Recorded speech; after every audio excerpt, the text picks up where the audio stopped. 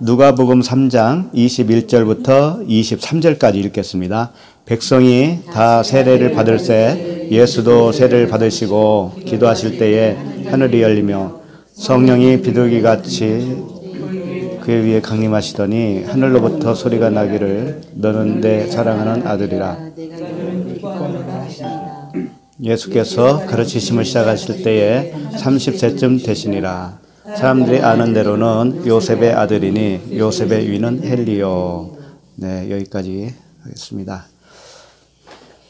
오늘은 이제 모임 장소는 여기가 오늘 마지막이고요. 다음 주부터는 주소를 다시 알려드립니다. 서울시 강서구 화곡동 368-3 한성빌딩 4층이에요. 찾아오는데 그렇게 어렵지 않습니다. 하여튼 뭐 장소는 장소가 어떤 주체가 되어서는 안 되죠. 목적이 되어서도 안 되고 장소는 그냥 지체들이 모이는 그 공간이라고 하는 그 의미 이외에는 없습니다. 중요한 것은 우리 지체들이 함께 나누고 공유하고 배우고 사랑을 나누는 그런 목적으로 모이는 거니까 그렇게 뭐 크게 이렇게 꾸미고 그런 거 없습니다, 우리는. 근데 이제 공간을 얻으려고 이렇게 다니다 보니까 일반 교회도 내놓은 데가 많이 있더라고요. 그런 데 가보니까 시설비가 엄청나요, 시설비. 근데 우리가 필요한 시설은 없어, 사실은. 그래가지고 아무것도 없는 공간을 얻어서 하는 거예요. 그래서 이 모이는 것은 주님이 어떻게 말씀하셨어요? 모이는 거에 대해서는. 모이기 힘쓰라고 그랬잖아요. 근데 가만히 생각해 보니까 이 모이는 것이 왜 힘쓰라고 했는지 그걸 한번 묵상을 해봤어요. 모이려면 힘들잖아요. 차도 몇 번 타시고 오시는 분도 있고 1시간, 2시간 막 걸리는데 그런데도 이 모여야 하는 필요성이 있을까라고 하는 부분이죠. 근데 거꾸로 모이지 않으면 어떻게 될까라는 생각을 해봤어요. 이 모임 자체가 없다라고 했을 때 그럼 누가 이걸 전할 수가 있을까라는 생각도 되더라고요. 그러니까 모임은 일단 말씀이 전해질 수 있는 원동력이 될 수가 있고 또 서로가 지체로서 이렇게 모였을 때 지체들은 다 이렇게 수준으로 말하면 수준 차이가 많이 나잖아요. 그러니까 새로 입교하신 분도 있고 복음을 이제 듣기 시작하신 분도 있고 또 통달하신 분도 계시고 그렇기 때문에 이 나눔이 서로 잘 안 맞는 경우도 있을 것 같더라는 거죠. 근데 그럼에도 불구하고 모이라고 하셨을까라고 생각을 해보면 그게 끌어주고 밀어주고 먼저 된 사람들이 부족한 사람을 채워주고 그런 훈련의 장소로서 또는 그 관계로서 필요하지 않을까라는 생각을 해봐요. 또 이렇게 모이다 보면은 본의 아니게 마음에 이렇게 상처 받을 수도 있거든요. 사실 이 모임이라는 것은 사람들의 모임이기 때문에. 근데 그런 그 부정적인 측면이 있음에도 불구하고 그걸 통해서 오히려 철을 날카롭게 하듯이 스스로를 더 강하게 할 수 있지 않을까라고 하는 생각을 해봐요. 그래서 항상 부정적인 면도 있습니다. 분명히. 그렇지만 긍정적인 면이 너무 크기 때문에 주님이 그럼에도 불구하고 모이기에 힘써라 라고 하시는 것 같아요.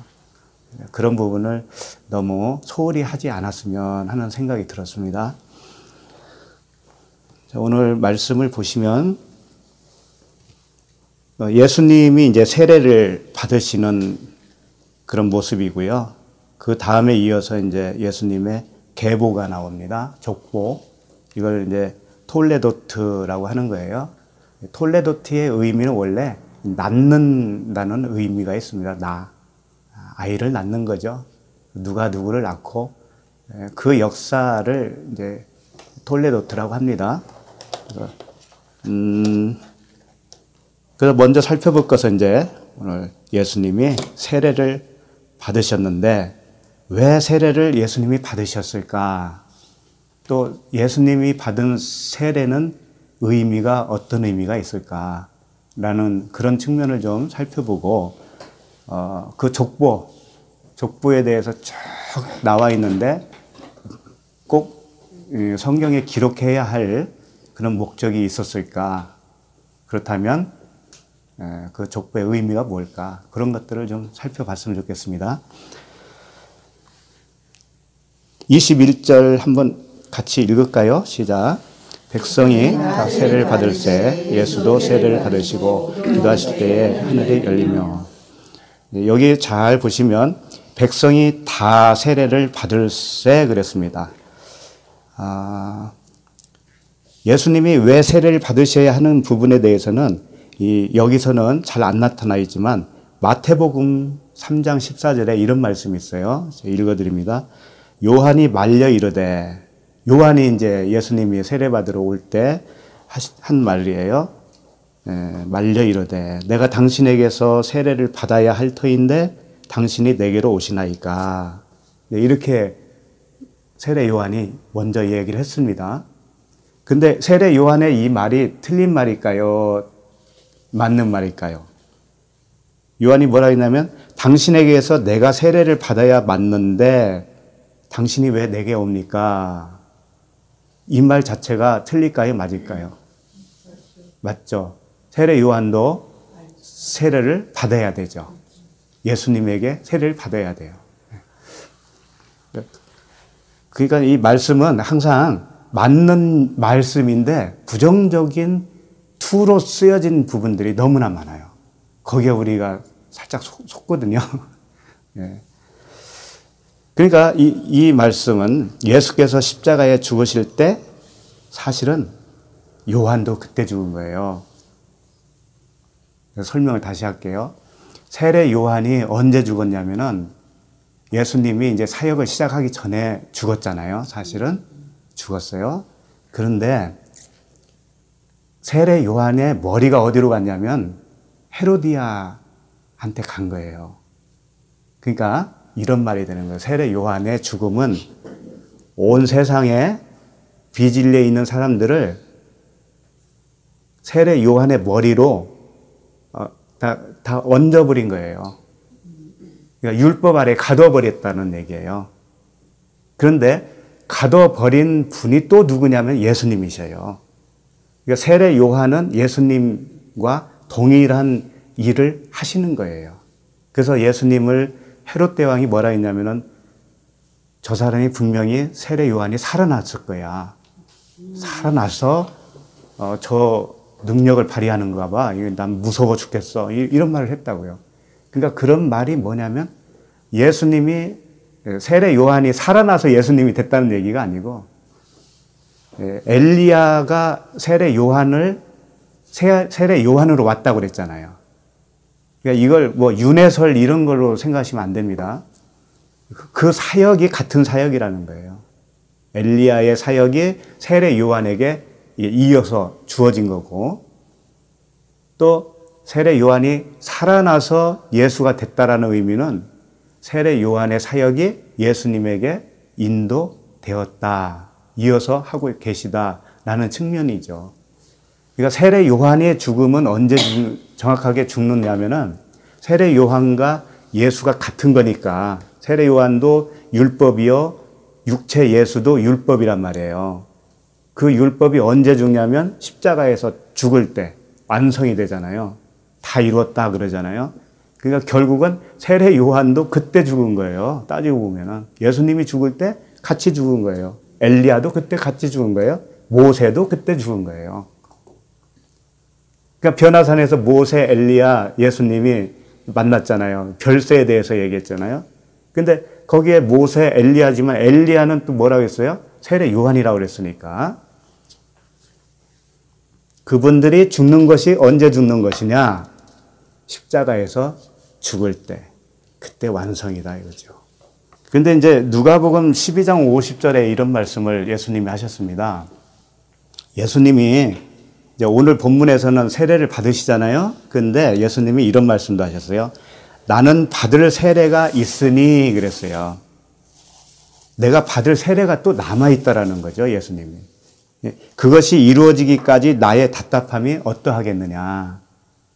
세례 요한에게 받았는데, 받으신 예수님이 한참 가시다가 내가 받을 세례가 있다라고 또 말씀하신단 말이죠.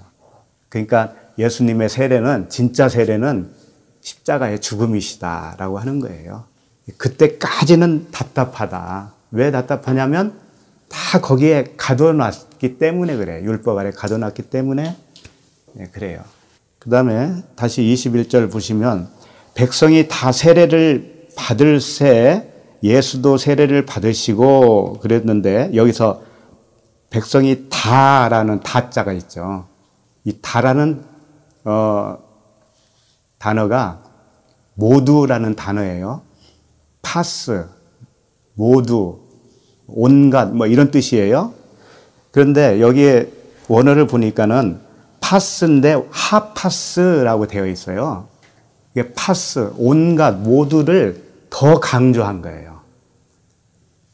그러니까 모두, 이 백성이 다 세례를 받았다고 그랬잖아요. 그러니까 백성이 모두 세례를 받았는데 굉장히 모두를 강조했어요. 그 의미가 뭐냐면은 이런 거죠. 모두 세례를 받았는데 한 사람도 빠짐없이 받았다. 이런 의미예요. 모두 몽땅. 그런데 여기서 재미있는 게 원래 모두는 많은 숫자를 가리켜야 되는 거잖아요. 근데 복수로 나와야 되는 거 아닙니까? 근데 여기 단수로 나와 있어요. 단수로. 그러니까 이 의미는 뭐냐면 모두라고 하는 것이 모든 사람의 어떤 숫자를 말하는 게 아니에요. 그 모두는 뭐냐면 예수님의 세례, 예수도 세례를 받았다고 그랬잖아요. 예수님의 세례와 백성들의 세례가 하나다 이거 모두 하나다 이거예요. 하나다. 그래서 이런 말씀이 있잖아요. 에베소서 4장 5절에 보면 주도 한 분이시요 믿음도 하나요 세례도 하나요 이런 말씀이 있어요. 그러니까 여기에서 부연 설명해드리면 이런 뜻이에요. 모두 백성들이 모두 세례를 받을 때 예수도 세례를 받았다고 하는 것은 예수님의 세례처럼 백성들은 그렇게 똑같이 그것만 세례다 이거예요. 예수님이 받는 세례처럼 받는 것이 진짜 세례다. 그게 하나다. 그 세례야말로 세례다. 그럼 그거 말고 다른 세례도 있다라는 전제가 되잖아요. 자, 예를 한번 들어볼까요? 우리가 세례식을 하잖아요. 그러면 세례식 하고 나면 나 세례 받았다고 그러잖아요. 이것은 다른 세례란 말이에요, 이게. 여기서 지금 말씀하고 있는 예수님과 하나 되는 그 세례가 아니다라는 거잖아요, 그게. 이 본문이 그것을 고발한다고, 이게. 예수님이 받은 세례처럼 받는 그것만 세례다, 그런 뜻이에요. 그런 뜻이에요. 그러니까 그 세례는 예수님과 하나 되어서 죽는 거잖아요. 세례는 죽는 거니까. 그러니까 여기서 백성이 다 세례를 받을 때 예수도 세례를 받았다라고 하는 표현은 예수님과 백성이 하나가 되어서 하나로 죽었다 그런 뜻이에요. 근데 그거 말고 다른 세례는 세례라고 할 수가 없다. 그런 뜻이라고요, 이게. 그러니까 세례를 받아야 된다라는 둥, 죽기 전에 세례를 또 받아야 된다고 하면서 모셔다가 이렇게 세례식을 하잖아요. 임종 직전에. 그러니까 그것을 하면 그분이 구원받아서 천국에 갔다 오르고 그걸 안 하고 그냥 운명하시면 그곳에 못 갔다라고 이렇게 생각하는 그런 것들, 그런 기준, 이런 기준은 본문에서 성경에서 말하는 그 세례가 아니다라는 거예요. 자, 그 다음에 기도하실 때에 하늘이 열리며 이렇게 되어 있죠. 기도하실 때. 이제 이 본문은 이제 예수님이 이 세례를 받는 이 말씀이 마태복음에도 있고 마가복음에도 나와 있어요. 똑같이 나와 있는데 다른 본문에서는 예수님이 세례 받으시면서 기도했다라는 것은 없어요. 근데 여기만 나와요. 여기만. 누가복음에만 기도하실 때에 하늘이 열리며 이렇게 나왔어요. 다른 부분에서는 기도 안 했는데도 그냥 하늘이 열리고 성령이 비둘기같이 임하셨다. 그렇게 되어 있는데 여기는 유독 기도하실 때에 이렇게 되어 있어요. 프로시코마의 기도. 기도하실 때 하나님이 이제 그 성령으로 임하셨다. 그런 말씀인데 자, 그러면 이 본문을 그대로 어떻게 사용할 수도 있냐면은 자, 너네들 이번 주 세례 받으니까 예수님도 기도했잖아.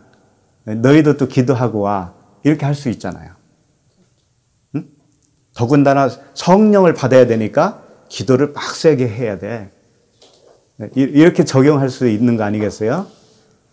그런데요, 본문을 보시면 알겠지만 비둘기같이 성령이 임했다라고 하는 것도 실제로 비둘기가 임한 건 아니죠. 그러면 이게 무슨 말이냐면 상징성 아닙니까? 그러면 기도했다라는 것은 상징으로 봐야 되는 거야, 안 봐야 되는 거야? 같이 봐야 되잖아요. 근데 이것은 상징으로 보고 이것은 안 보고 그러면은 잘못 보고 있다라는 거예요. 근데 오늘날 교회가 그렇게 보고 있거든요, 사실. 어느 것은 상징으로 보다가 어느 것은 사실적인 말씀을 받아들여요. 그래서 앞뒤가 안 맞는 거라고, 이게. 부활이라고 하는 것도 그렇잖아요. 죽은 다음에 부활하는 것이 부활이다라고 그러잖아요. 그래서 이 기도하실 때에 프루시코마이 할 때 성령이 임하셨는데 기도했다라는 것은 예수님이 기도한 거예요. 프로시코마이라고 하는 뜻이 뭐예요? 기도. 뜻이 원함이잖아요, 원함. 간청하다, 뭐 원하다, 그런 거잖아요. 똑같은 뭐 기도 내용이나 뭐 다 똑같은 거지. 예, 그런데 지금 예수님이 누구에게 기도하는 거죠? 하나님께 기도하는 거죠. 예. 그럼 예수님 자신도 누구예요? 하나님이시잖아요. 그럼 결국은 하나님에게 기도하시는 거잖아요. 예? 하나님이 하나님에게 기도하시는 거예요. 그럼 하나님이 하나님에게 원하는 것은 무엇일까요? 무엇겠어요? 하나님 자신이 자신에게 원하는 거예요, 지금. 자신이 자신에게 기도하는 거잖아요. 그러면 하나님이 원하시는 것이 뭐냐면은 지금 세례 받을 때 기도한 거니까 이 세례 받는 것 자체가 원함이잖아요. 그렇죠? 세례 받는 것 자체가 원함이에요. 그 원함을 그대로 자기가 그걸 받아들이니까 어떻게 돼요? 성령이 비둘기같이 임하셨어요.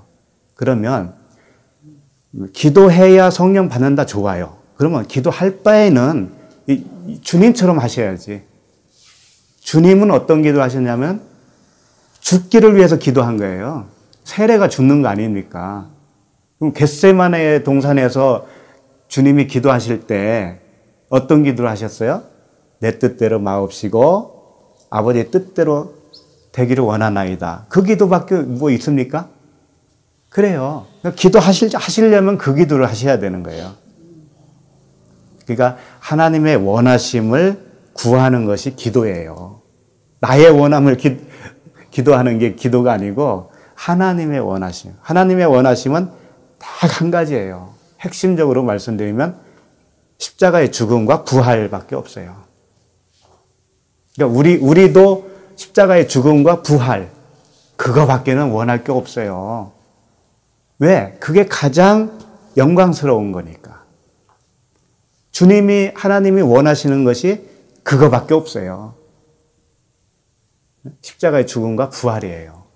다른 거 없습니다. 우리 아무리 말씀 파봐도 그 말씀 이해 없어요. 그러니까 기도하실 때에 이제 이렇게 임하신 거죠. 자, 하늘이 열리며 그랬습니다. 기도하실 때 하늘이 열리며. 하늘이 열렸다라고 하는 것은 하늘이 뭐예요? 우라노스죠. 우라노스. 하늘이 열렸다. 아노이고라는 단어인데 아노이고. 이 열렸다라는 아나하고 오이고라고 하는 단어가 합쳐서 아노이고가 됐는데 아나는 위로라는 뜻이에요. 위. 오이고는 열린다 그런 뜻이고 그러니까 위에서 열렸다 또는 위로 열렸다 이런 뜻입니다. 하늘이 위에 있으니까 상징적으로 위로 열렸다. 이 말씀은 이런 거예요. 항상 위와 아래를 구분해서 설명을 하잖아요. 그러니까 위로 열렸다라는 것은 말씀이 아랫 말씀으로 갇혀 있다가 위의 말씀으로 이제 이게 탁 열린 거예요. 예수 그리스도에게 성령이 임하신 것 자체가 그렇게 열린 복음의 말씀으로 임했다라는 거예요. 그러니까 율법으로 다 가둬놨는데 그 율법의 말씀을 이제 계시로 보여줄 수 있는 하나님의 능력, 이것이 위로부터 주어졌다. 그런 뜻이죠. 그래서 이걸 우리에게 적용을 하면은요, 우리도 다 이렇게 돼야 되는 거예요. 우리도 똑같이 열려야 성령이 임하시고 성령이 임하셔야 율법 아래에서 해방될 수가 있는 거죠. 그게 구원이잖아요. 그러니까 우리에게 적용을 하면 이렇게 돼요. 마태복음 11장 27절에 보면 내 아버지께서 모든 것을 내게 주셨으니 아버지 외에는 아들을 아는 자가 없고 아들과 또 아들의 소원대로 계시를 받는 자 외에는 아버지를 아는 자가 없느니라. 계시라는 말이 나오죠. 아들의 소원대로 열리는 그 계시. 이 계시가 우리에게 임해야 되는 거예요. 그게 열림이에요. 계시가 임하는 것이 열림. 그러면 열림은 어떻게 되냐? 그 열림 자체가 성령의 임하심이고 성령의 임하심은 복음을 깨닫게 된다. 이런 말씀이죠. 율법 아래에서 노임을 받게 돼요. 율법의 말씀이 이제는 복음으로 변해서 나에게서 풀어지는 거예요. 그래서 진정한 자유가 이제 생겨나는 거죠. 평강 속에서 살아갈 수가 있는 거죠. 그렇게 되는 거예요. 그러니까 예수 그리스도께서 먼저 그것을 해주시는 거죠. 자, 22절을 우리 한 목소리로 읽어볼까요? 성령이 비둘기 같은 형체로 그의 위에 강림하시더니 하늘로부터 소리가 나기를 너는 내 사랑하는 아들이라 내가 너를 기뻐하노라 하시니라. 자, 여기서 성령이 비둘기 같은 형체로 그 위에 강림하셨다 이렇게 되어 있습니다. 비둘기는 요나를 비둘기라고 그러죠. 요나. 여기 이제 페리스테라라고 되어 있어요. 원어에는. 그런데 이 페리스테라를 주님은 요나라고 했거든요. 그래서 요나의 표적밖에는 보여줄 게 없다. 그랬단 말이에요. 그러면 성령이 왜 비둘기 같은 형태라고 이렇게 표현을 했을까라는 부분이죠. 왜 비둘기를 내세웠을까요? 자, 성령은 거룩한 영이시죠. 거룩한 영이셔요. 그럼 거룩한 영이 비둘기 같은 그런 형태라는 얘기도 되잖아요. 그러니까 비둘기를 어떻게 사용을 하시냐면 비둘기는 거룩하다, 순결하다 이런 의미로 비둘기를 사용하신 거예요. 그래서 보라 내가 너희를 보냄이 양을 이리 가운데 보냄과 같도다. 그러므로 너희는 뱀같이 지혜롭고 비둘기같이 순결하라 그랬잖아요. 그러니까 비둘기는 순결을 의미합니다. 그러면 비둘기가 왜 순결하냐 이거예요. 비둘기 똥 싸고 그러는데 앞마당에 막 지저분해지고 그러잖아요. 비둘기가 순결하다라고 하는 의미는 뭐냐면 요나가 비둘기인데 요나가 죽었잖아요. 네? 죽고 3일 만에 물고기 뱃속에서 나왔잖아요. 그와 같이 우리 주님이 십자가에서 죽으시고 3일 만에 부활하신 사건. 그러니까 왜 순결하고 왜 거룩하냐면 죽어서 부활했다 이거예요. 죽어서 부활한 것을 비둘기를 통해서 설명하고 싶은 거예요. 그러니까 순결은 뭐냐면 아무리 내가 행동으로 삶으로 뭐 그렇게 내내는 게 아니고 죽어야 된다 이거지. 내가 한번 십자가에서 죽고 태어나는 것이 그게 거룩이다 라는 거예요. 다른 말 아니잖아요. 또 여기서도 항상 같은 말씀을 또 하시는 거지. 그리고 이제 비둘기를 상징한 이유가 뭐냐면 비둘기는 날개 가진 새입니다. 새예요. 그러면 새는 모든 동물 중에서 공중을 나는 새란 말이에요. 그러니까 이 새, 그것은 하늘적인 존재라는 측면을 강조하시는 거죠. 그래서 가난한 자는 비둘기로 번제물로 드렸잖아요. 비둘기를. 이 가난하다라는 것은 심령이 가난한 거죠. 심령이 가난한 자가 저 위에서 사는 자들이 되는 거예요. 저 위에서 날아다니면서 사는 거예요, 사실은. 그러니까 우리를 하늘에 앉힌 바 되었다 그러잖아요. 우리는 하늘에 날아다니는 거죠. 근데 전제가 뭐예요? 죽어야 된다는 거지. 죽어야 부활이라는 거지. 그럼 뭐가 죽는 거예요? 뭐가? 예수님이 죽은 의미가 뭐냐면 예수님은 율법 아래로 오셨습니다. 율법은 하나님의 말씀인데 율법은 그 이면의 복음을 품고 있는 겉텟말이에요. 표면적인 말씀이에요. 이 표면적인 말씀이 십자가에서 죽었다라는 거죠. 그러면 똑같이 우리에게도 내가 십자가에서 죽었다라고 하는 것은 나에게 들어왔던 표면적인 말씀이 죽는 거예요. 무엇로 죽어요? 뚜껑을 열어주셔서 성령께서 가르쳐 주는 거잖아요. 계시로 가르쳐 주시면 가르쳐 주신 성령의 말씀, 그 음성이 복음이에요. 그래서 표면적인 말씀이 이제 내용으로서 바뀌는 거예요. 그 이면적인 복음의 말씀으로 바뀌어요. 그러면 이것을 다시 설명하면 행위 언약이 은혜 언약으로 바뀌는 거예요. 은혜 언약이라는 것은 하나님이 해 주시겠다고 하는 은혜예요. 근데 왜 그럴 수밖에 없냐면 내가 할 수 없기 때문에 그래요. 내가 할 수 없기 때문에 하나님이 해 주시는 거죠. 근데 율법 아래에 있으면 내가 하려고 그러잖아요, 내가. 그럼 우리 삶 속에도 그렇게 한번 적용을 해보세요. 내가 하려고 하는 것은 율법이란 말이에요.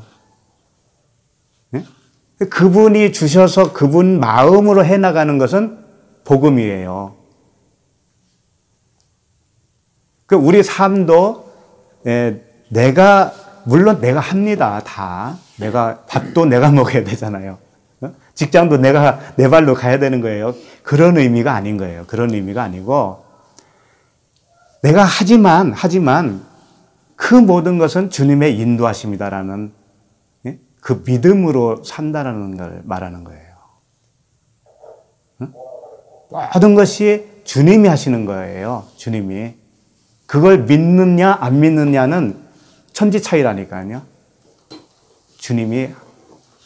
그러면 나에게 있어서 좋게 보이는 것도 있고 안 좋게 보이는 것도 있습니다. 우리 삶 속에 기분 나쁜 것도 있고 기분 좋은 것도 있어요. 그렇죠? 예. 일이 잘 풀릴 때도 있지만 안 풀릴 때도 있죠. 그런데 그것을 주님의 인도하심으로 볼 수 있어요, 여러분? 그렇게 볼 수 있는 게 십자가의 죽음이라고요. 십자가 죽은 사람은 그걸 다 인정을 해요. 여기에 어마어마한 차이가 있는 거예요.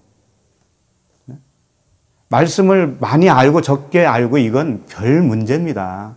사실. 자꾸 말씀을 보는 이유는 그 말씀이 나를 그렇게 해 주시기를 원하는 거예요, 우리가. 왜? 내가 할 수도 없기 때문에 그거조차 말씀이 해주셔야 되거든요. 말씀이신 하나님이 해주셔야 되거든요. 그 소망을 갖고 계속 말씀을 듣고 그 비진리로 들어온 내 말씀을 다 걷어내고 그리고 비진리로 생각했던 내 생각이 동시에 같이 물러나는 겁니다. 항상 내 생각과 말씀은 짝이에요, 짝. 응? 내 생각이 육신의 생각으로 가지고 있으면 내가 가지고 있는 말씀도 율법의 말씀으로 붙어 있는 거예요, 같이. 같은 존재예요, 같은 존재. 그러니까 너희가 말씀을 받은 자는 신이라 하였거늘 그러잖아요.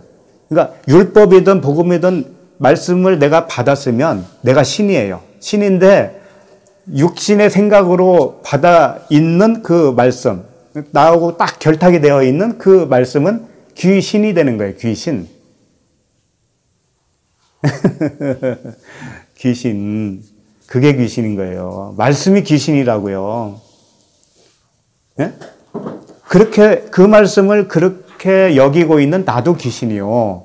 같이 짝을 이뤄서 항상 같이 간다고 그랬잖아요. 말씀과 내가. 그거예요. 그래서 귀신이 쫓겨난다, 뭐 귀신이 죽는다, 이런 것들이 다 말씀이에요. 말씀과 나의 육신의 생각이에요.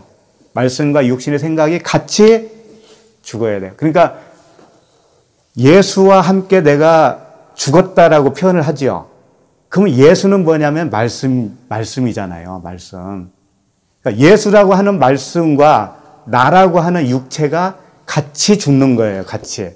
근데 예수라는 그분은 죄가 있는 분이 아니에요. 있는 분이 아닌데 내가 죄인이기 때문에 그 예수를 그리스도로 못 보는 거예요.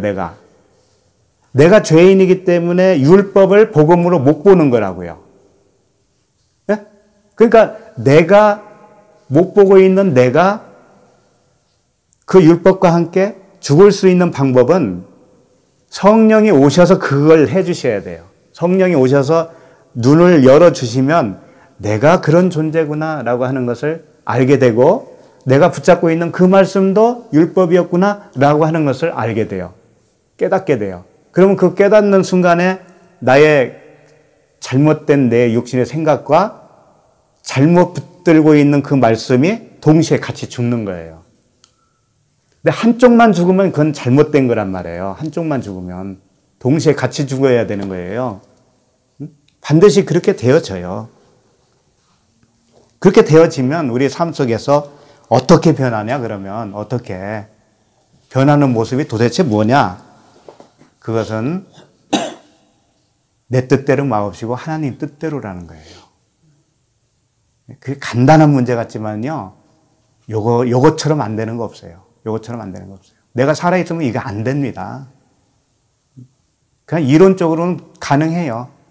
아유, 주님 뜻대로 뭐 된 거지 뭐. 이런 식으로 말은 잘 하는데 실제 상황에서는 그렇게 안 되는 거예요. 실제 상황에서. 우리가 아무리 말씀을 많이 알아도요. 쉽게 말해서 우리가 전쟁 났다. 전쟁 나서 죽을 위기에 있다 이거예요.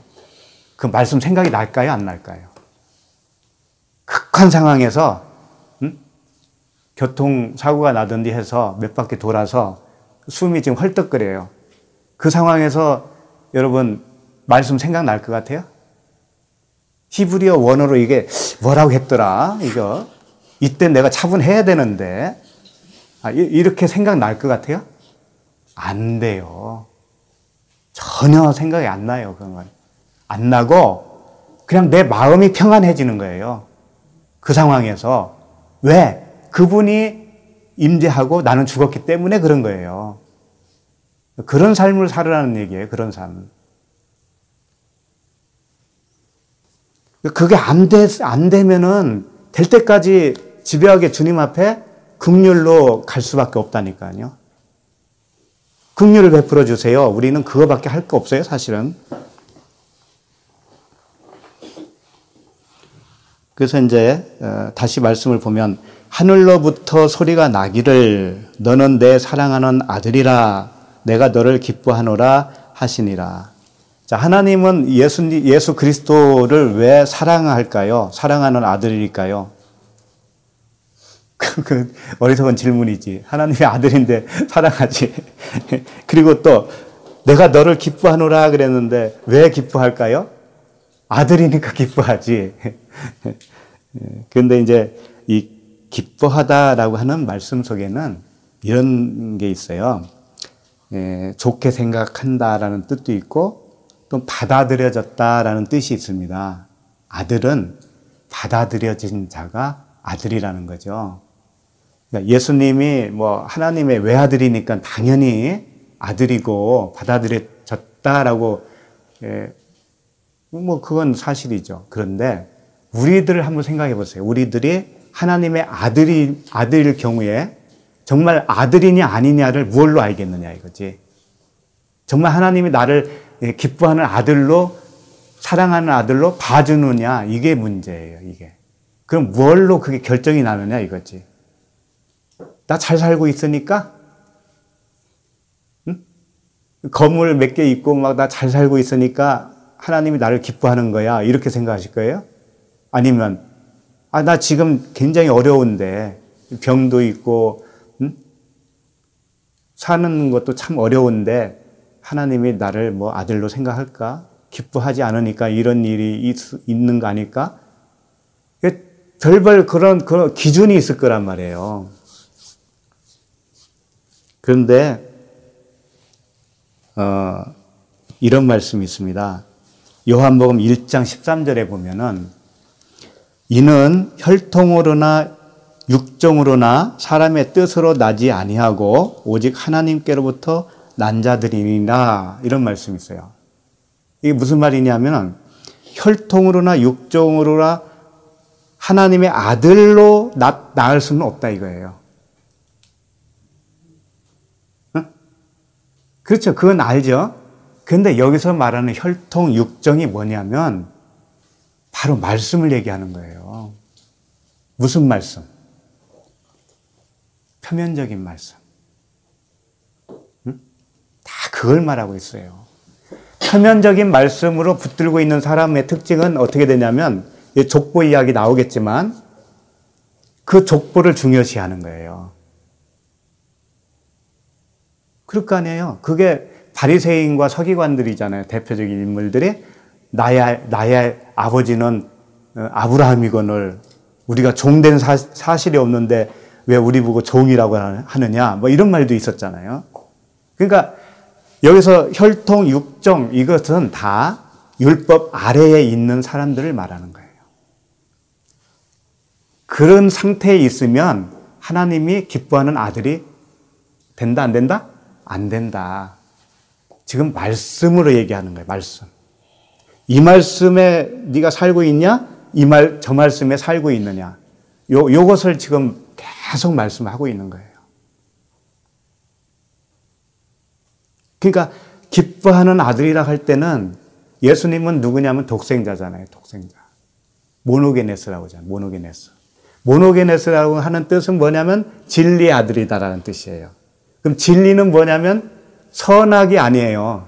하나예요. 하나. 모노. 모노 아시죠? 스테레오 모노.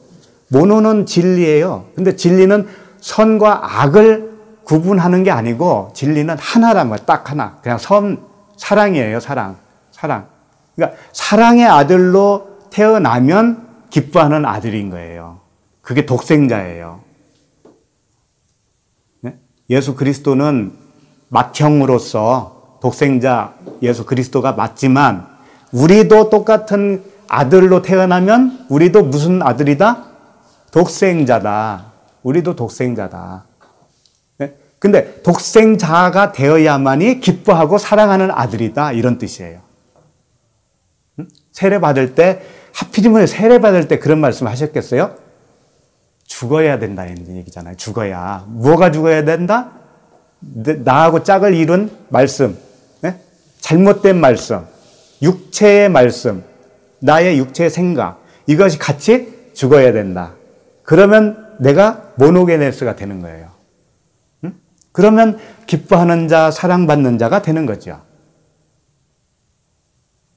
그런 뜻입니다. 그래서 그냥 교회만 다니면 무조건 다 사랑받는 아들이고 기뻐하는 아들이요. 이런 식으로 그냥 도매금으로 넘어가면 정말 곤란한 거예요. 그런 말씀 아니에요. 자, 23절. 읽어볼까요? 예수께서 가르치심을 시작하실 때에 30세쯤 되시니라.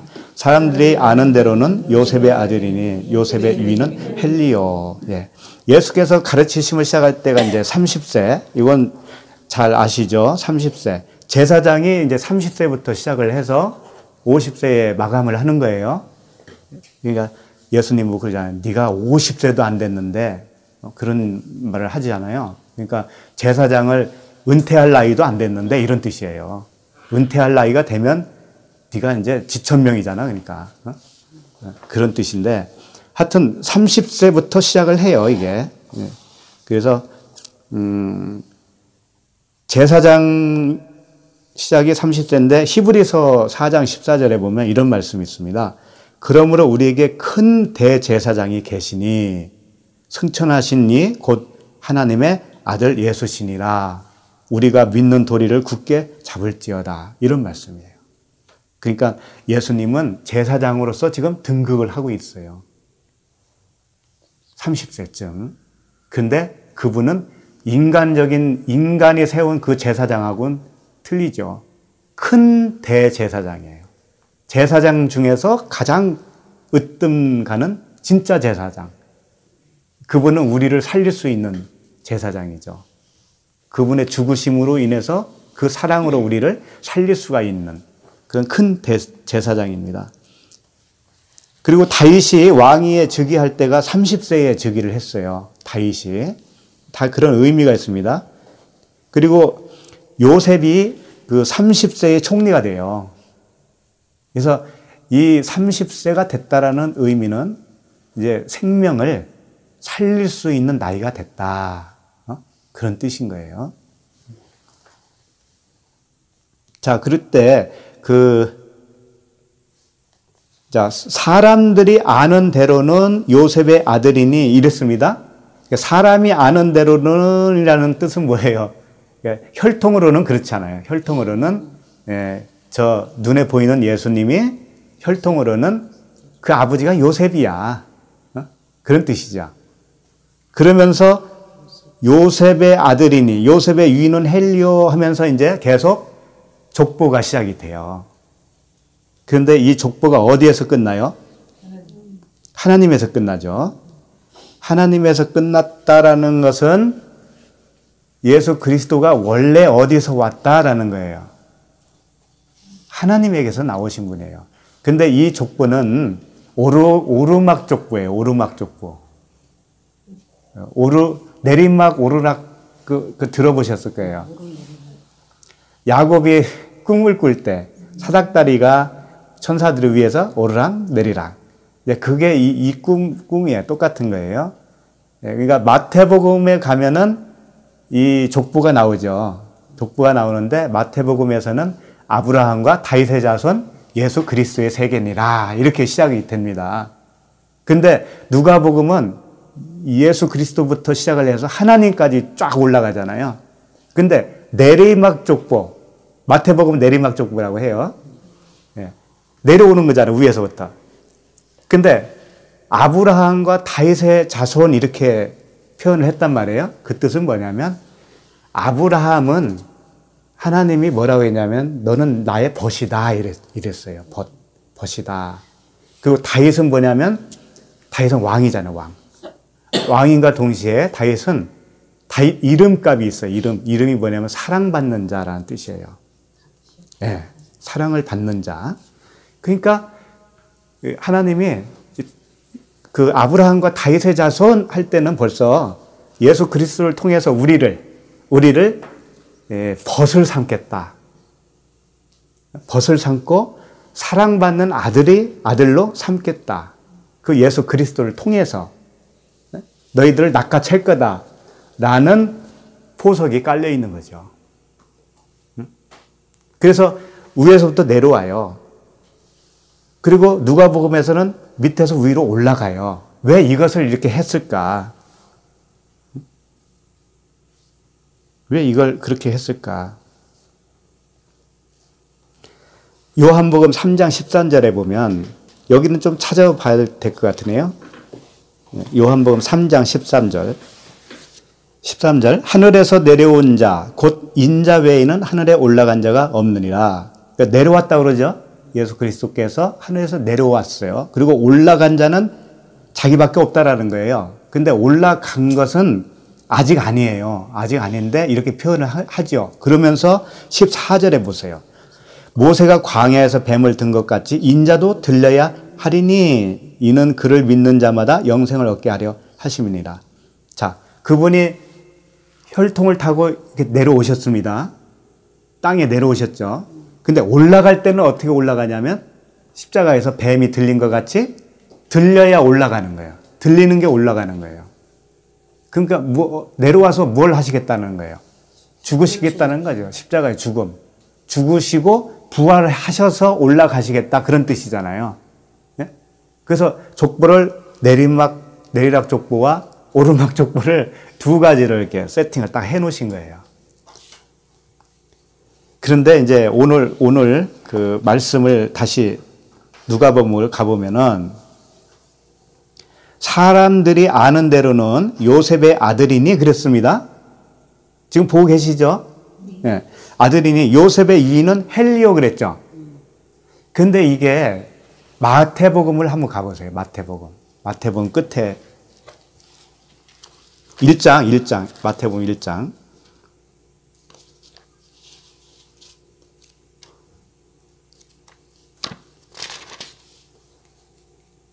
어디죠? 마태복음 1장 16절 보세요. 16절. 자, 16절 보면 야곱은 마리아의 남편 요셉을 낳았으니 자, 야곱은 마리아의 남편 요셉을 낳았다고 그랬죠. 그럼 요셉의 아버지는 누구예요? 야곱이잖아요. 근데 오늘 누가복음에서는 뭐라고 되어 있어요? 헬리라고 있잖아요. 이게 틀리잖아요. 누군가가 이거 미스를 한 거 아니에요? 그 마태복음 다시 보세요. 16절, 1장 16절. 야곱은 마리아의 남편 요셉을 낳았으니 마리아에게서 그리스도라 하나는 칭하는 예수가 나시니라 그랬습니다. 자, 그러면 여기는 지금 예수님을 낳은 요셉의 이야기지만 또 요셉이 있죠.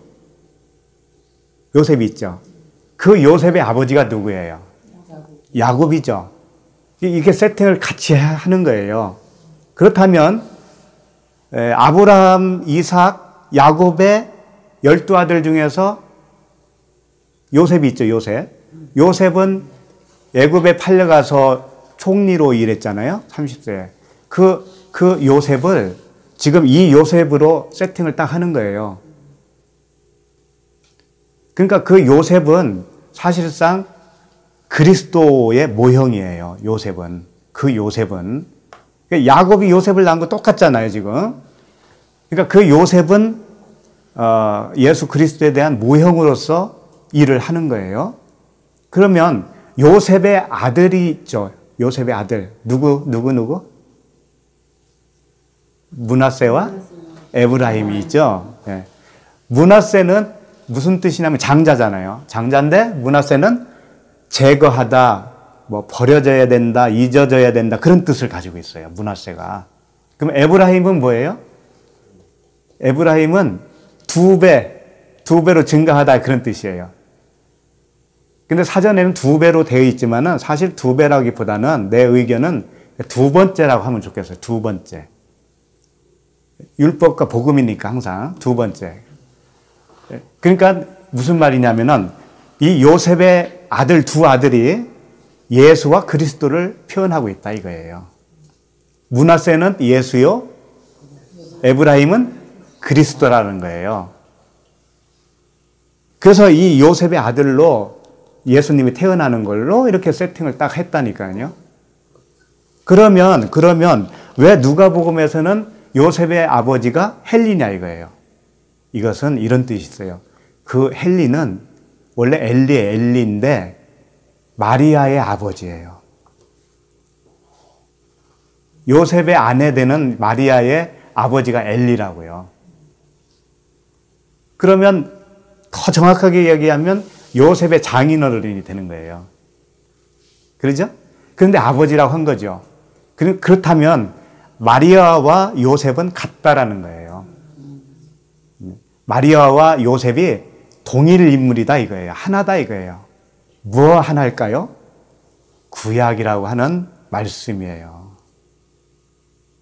이 족보 자체가 뭐예요? 구약 말씀이잖아요. 전체가. 그 인물들의 이야기 아닙니까? 그렇죠? 네. 하나님의 말씀이에요. 구약 39권. 그 말씀이 요셉과 마리아의 이야기다. 거기서 나온 아들이 누구예요? 예수 그리스도다. 그런데 그 예수 그리스도는 버려져야 할 것과 두 번째 것으로 오는 둘째 아담. 이렇게 표현할 수가 있겠죠. 그래서 이제 오늘 마태복음의 그 1장 16절을 보시면 야곱은 마리아의 남편 요셉을 낳았으니 마리아에게서 그리스도라 칭하는 예수가 나시니라. 이 마리아를 통해서는 그리스도가 태어난 것으로 말씀을 하고 있는 것이고요. 누가복음 오늘 본문에서는 요셉을 통해서 예수가 태어난 걸로 표현하시는 거예요. 그래서 각각 두 족보가 예수와 그리스도를 낳는, 그렇지만 그게 하나라는 거죠. 둘이 아니에요. 하나예요. 족보는 다 하나잖아요.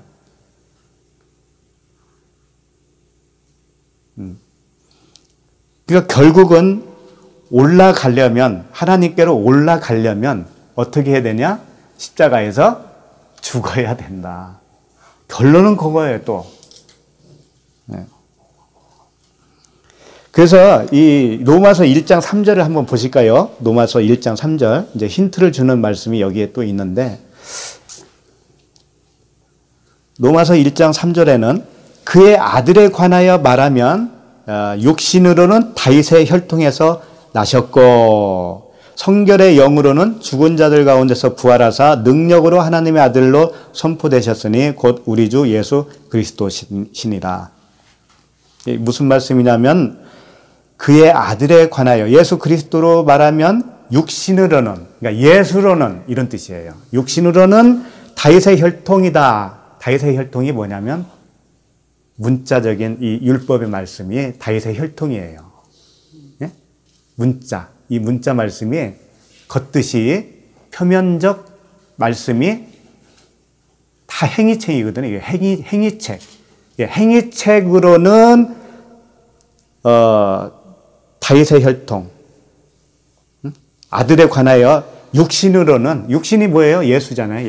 예수 육신. 그 육체로 말하면 그 표면적 말씀에서 나온 것이고 성결의 영으로서는 거기서 부활했다고 그러잖아요. 그러니까 율법 아래에서 복음으로 진리의 은혜로 부활한 그 말씀이 누구다? 그리스도다. 같은 말씀을 계속 하시는 거예요. 그렇게 되어지는 것이 부활이라는 거, 진정한 부활. 우리 말씀의 부활이 진짜 부활인 거예요. 우리 안에서 자유를 누리려면 그 말씀이 풀어지고 내 생각이 다 놓아지고 하나님의 다스림 안으로 쏙 들어가 버리는 거예요. 부활하신 그분이 부활한 나와 하나로, 한 영으로 살아가게 되는 거죠. 그렇게 되면 우리의 삶이 가장 아름다운 삶이요, 가장 평안한 삶이요, 가장 기쁜 삶이 되는 거죠. 그렇게 되는 거예요. 그런데 이제 제가 좀 짓궂어서 이 누가복음의 인물들을 다 세어봤어요. 하나님부터 예수 그리스도까지 세어보니까 딱 70이에요. 70. 신기하더라고. 70명이에요. 그 70명에 내가 포함되면 어떻게 돼요? 77이 되는 거예요. 그렇잖아. 내가 육인데 예? 내가 육으로는 죽고 부활하면 7이 되잖아요. 안식에 이르는 자. 내가 거기 들어가잖아요. 하나로. 그러면 이제 이게 77이 되는 거라고. 영적인 혈통이 되는 거죠. 영적인 혈통. 그래서 이제 666 있잖아요. 666은 사람의 표다 그랬잖아요. 그래서 옛날에는 막 그걸 뭐라 그래요? 베리칩은 최근의 얘기입니다, 사실은. 그 이전에도 더 많았어요. 바코드도 있고, 막 컴퓨터, 또 교황. 교황이, 그렇죠? 그런 얘기 많이 듣고 자랐어요. 666은 777로 되면 그게 이제 부활이에요. 사람의 수라고 그랬잖아요. 사람의 수. 그러니까 사람이 666이라는 거죠. 그래서 왜 666인가 생각해 보면은 그걸 육신의 정욕과 안목의 정욕과 이생의 자랑 이 세 가지잖아요. 그래서 6이 된다라는 거죠. 그래서 그걸 나를 죽인 자는 7배를 벌을 받고 나를 죽인 자는 77배를 받아야 된다. 근데 죽여야 되는 거거든요.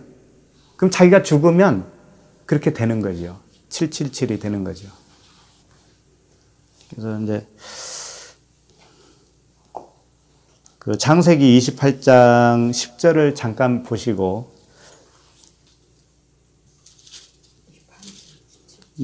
창세기 28장 10절 여기 보면 이제 야곱이 꿈을 꾸는 이야기가 나왔는데요. 야곱이 부엘세바에서 떠나 하란으로 향하여 가더니 한 곳에 이르러는 해가 진지라 거기서 유숙하려고 그곳에 한 돌을 가져다가 베개로 삼고 거기 누워 자더니 한 곳에 이르러는 해가 진지라 그랬습니다. 저녁이 된 거예요, 저녁이. 근데 저녁이 되고 아침이 되면 이게 이제 그런 말씀이죠. 그런데 저녁이 되기 전에 낮이 있었을 거 아니에요. 그렇죠? 낮이 있었을 거 아니에요? 그 낮은 뭐냐면 깨닫지 못한 시기를 말하는 거예요. 내가 살아서 사는 그 날이에요. 그래서 저녁이 됐다라는 것은 이제 나의 죽음을, 허물을, 죄를 깨닫게 되는 시기가 되었다라는 뜻이에요. 그러니까 야곱이 이제 정말 하나님을 만날 때가 된 거예요, 이제. 그래서 저녁이 해가 진 거예요, 해가 진지라 거기서 유숙하려고 그곳에 한 돌은 뭐겠어요? 예수 그리스도죠. 그 돌을 가져다가 베개로 삼고 거기 누워 자더니는 것은 뭐냐면 그리스도와 하나가 됐다라는 얘기예요. 그 베개로 삼았다라는 것은 그 돌이라고 하는 그리스도가 자기의 머리가 된 거예요. 그것을 이제 이렇게 표현한 거죠. 누워서 잤다라는 것은 요거 자체가 이제 죽음이에요. 세례죠. 그 다음에 12절. 꿈에 본즉 사닥다리가 땅 위에 서 있는데 그 꼭대기가 하늘에 닿았고 사닥다리가 섰는데 그 꼭대기가 있는 거예요. 꼭대기는 예수 그리스도의 머리라고 볼 수가 있죠. 꼭대기에 하늘에 닿았고 또 본즉 하나님의 사자들이 그 위에서 오르락 내리락 하고 이게 이제 오늘 족보에 나오는 그 사람들이 다 천사잖아요. 천사. 그분들이 다 오르락 내리락 하는 거예요. 13절. 또 본즉 여호와께서 그 위에 서서 이르시되 나는 여호와니 너의 조부 아브라함의 하나님이요 이삭의 하나님이라 내가 누워있는 땅을 내가 너와 내 자손에게 주리니. 자, 아브라함의 하나님, 이삭의 하나님이라고 하는 뜻은 뭐냐면 산자의 하나님이다. 그런 뜻이에요. 그러니까 아브라함이 왜 살았냐면 언약으로 산 거예요. 언약으로. 행위의 율법책으로 산 게 아니고 은혜를 잡은 거죠. 은혜의 언약. 그 은혜의 언약. 그 언약 안에 있는 사람만 산자거든요. 그게 이제 아브라함이고 야곱이고 그렇다는 거죠. 그 하나님이 네가 누워있는 땅을 내가 너와 내 자손에게 주겠다 이렇게 말씀하셨네요. 그러면 누워있는 땅이라는 게 뭐냐면 십자가의 죽음이잖아요. 죽어야 너에게 새 땅을 주겠다 그런 뜻이죠. 다 그런 거예요. 그러니까 말씀이 나와 묶여서 율법의 말씀이 나와 묶여서 십자가에서 죽는 거예요. 죽으면 새로운 땅이 되고 새로운 하늘이 주어지는 거죠. 새로운 말씀, 복음, 그리스도가 오시는 거죠. 그 그리스도로 하나가 되어서 이 땅을 사는 거예요. 그렇게 되는 거예요. 그래서 요게 이제 오르락 내리락 하는 거죠. 이렇게 본 거죠. 그래서 이제 다 했습니다. 뭐 다 볼 건 없어요. 이 족보 이거 굉장히 많이 나왔기 때문에 이거 다 할 수는 없어요. 그래서 이제 요셉의 아들 므낫세와 에브라임, 이게 이제 그래서 반지파라고 표현을 하는 거죠. 요셉 지파로 내보낼 때도 있고, 므낫세 지파, 에브라임 지파 해가지고 반지파 이게 앞장설 때가 있고 그래요. 앞뒤 막 이렇게 바뀌어요. 자꾸 성경을 보다 보면은 같은 거예요. 그게 같은 거. 요셉 지파나 므낫세, 에브라임 반지파나 같은 거예요. 같은 거. 그래서 이 요셉이나 예수 그리스도나 같다라는 거예요. 그래서 구약에서는 요셉이 예수 그리스도의 모형으로 그래서 활동을 하는 거죠. 그래서 나중에 요셉이 죽을 때 뭐라고 그래요? 자기 해골을 가져가라고 그러잖아요. 가나안 땅으로. 이게 그리스도의 머리예요. 그렇게 해서 이제 그 머리가 우리에게 얹혀지는 거죠. 세례 요한의 머리가 잘리고 예수 그리스도의 머리가 우리에게 얹혀져서 새하늘과 새 땅으로 살아가는 겁니다. 얼마나 신납니까? 얼마나 신나요. 이 세상을 그냥 바다를 걸어가는 것처럼 걸으면서 살면 되는 거죠. 그런 복이 우리에게 다 임하기를 바랍니다. 기도하겠습니다. 자신의 자녀들을 구원하시기 위하여 친히 인간의 혈통으로 오셔서, 혈통으로는, 문자적인 말씀으로는 아들이 될 수 없다는 것을 십자가의 죽으심과 부활하심으로 보여주셨습니다. 그래서 주님이 다 이루어 주신 그 십자가가 우리 가슴에 박히게 하여 주시고, 우리가 그 십자가에서 완성으로 주신 그 사랑을 받아서 내 안에도 나도 죽음으로 일어날 수 있도록 도와주시옵소서. 주님과 함께 죽고 주님과 함께 부활하여서 이 세상을 다스리는 아버지의 그 아들로 다 살아갈 수 있는 은혜를 허락하여 주시옵소서.